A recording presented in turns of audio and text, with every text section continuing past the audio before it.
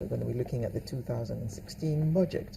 The two chambers of Nigeria's National Assembly on Wednesday passed the budget, even though the president has said that he is not going to sign off on it until he has taken a good look. In fact, the impression we get is that he's going to take a fine-tooth comb and make sure that what has come back is what went in. So we still have to wait for him to assent to the budget. The National Assembly observed the late presentation of the budget, saying it was seen to be fraught with some inconsistencies from the MDAs. And I heard the Minister of Health say yesterday that what was sent to the National Assembly was not what the National Assembly actually looked at initially regarding the health sector. And he said that he felt that no Nigerian could have made those alterations. So he attributed that action to rats, and I found that very interesting. So how many other things did rats affect in Nigeria's budget? To answer that question and many more for us this morning, I'd like to welcome Mr. George Onofowokon, who's the Managing Director, CEO of Coleman Wires and Cables. Good morning. Good morning. Thank you for coming. And we also have an economic analyst, Dotun Mabinori. Good morning. Thank you very much for joining us. The president has said that he's not going to sign off on that budget yet, even though the National Assembly has approved it and sent it back to him. Do you think that there will still be some discrepancies in what the Assembly has looked at?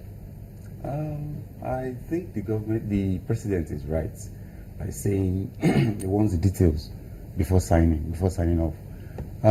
We also what happened the last time when the budget was initially sent to the House. We started hearing of budget padding and a lot of discrepancies. I think, the president is at liberty to sign without the details or to sign after seeing the details. But at this juncture, because of what has happened before now, I think it is of utmost importance for him to see the details before signing off budget. The National Assembly approved 6.06 trillion of 6.08 trillion that was originally sent to it. That was what the president proposed. Where do you think the major cuts were made that gave us this reduced figure? From what even was said by the National Assembly, the major cuts were coming from mainly the overhead cost, as some of the budgetary cost of some of the MDAs, where they cut 10% of their overheads almost across board.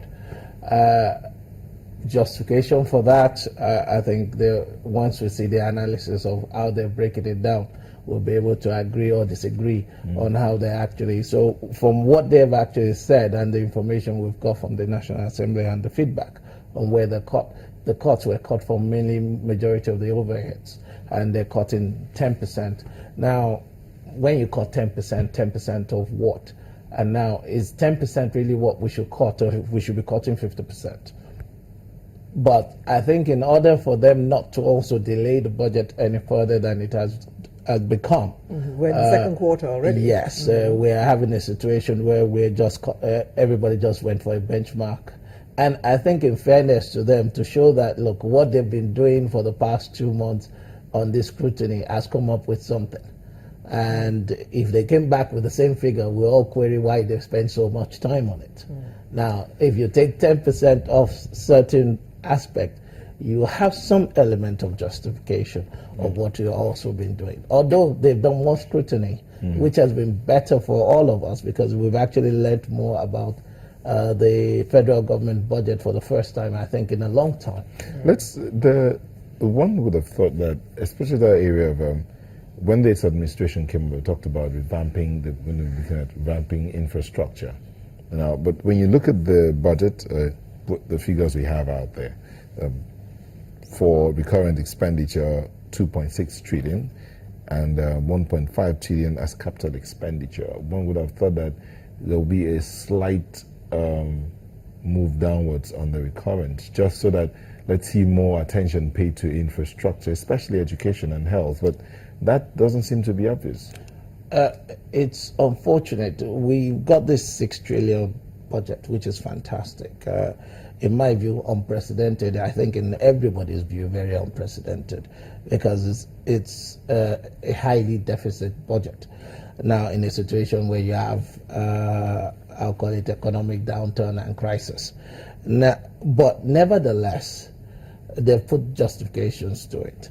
Now, but what you're also having, which I think what we all had issues with, increased budget, fantastic. Increased capital expenditure to 30% of the budget may be good, but not good enough when we're also increasing the current expenditure within the same rate at which we increased capital budget.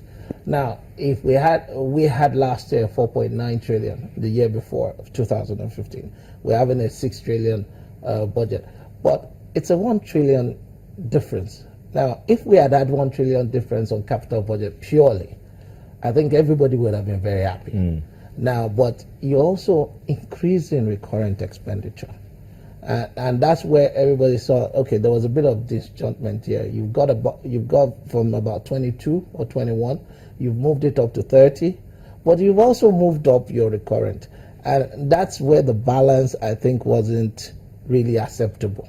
That increase should have just totally gone to capital budget.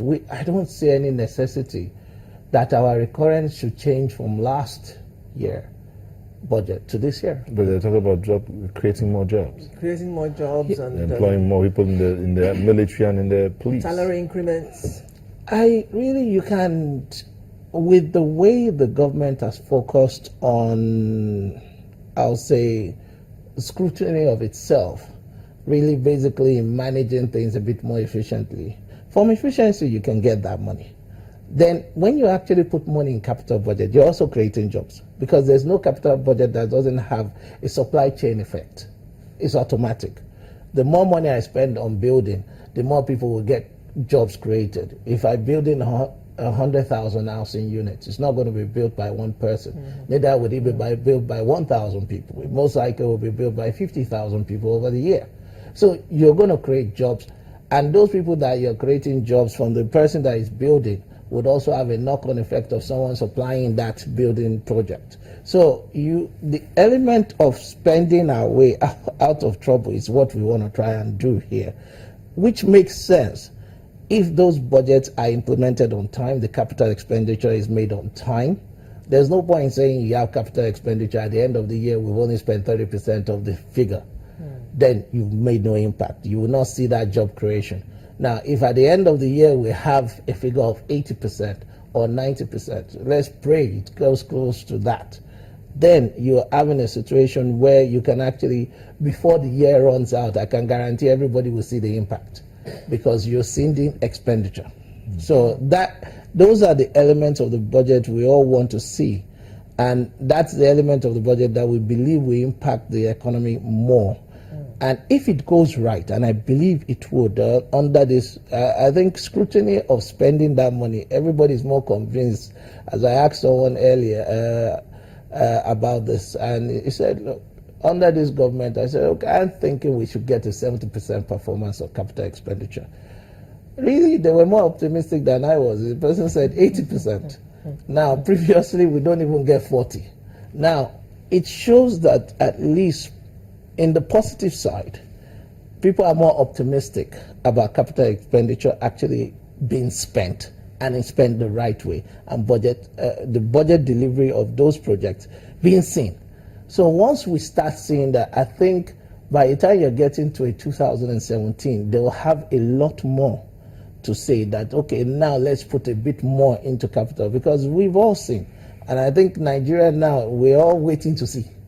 I think as much as we all see figures, we've gone past so much figures now that individuals are now looking at what are we physically doing with this money.